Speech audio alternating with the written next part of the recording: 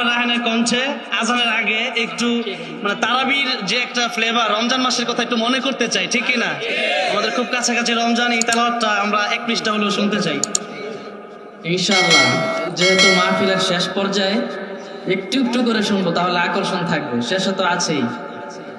أعوذ بالله من الشيطان الرجيم بسم الله الرحمن الرحيم الحمد لله رب العالمين الرحمن الرحيم مالك يوم الدين إياك نعبد وإياك نستعين اهدنا الصراط المستقيم صراط الذين أنعمت عليهم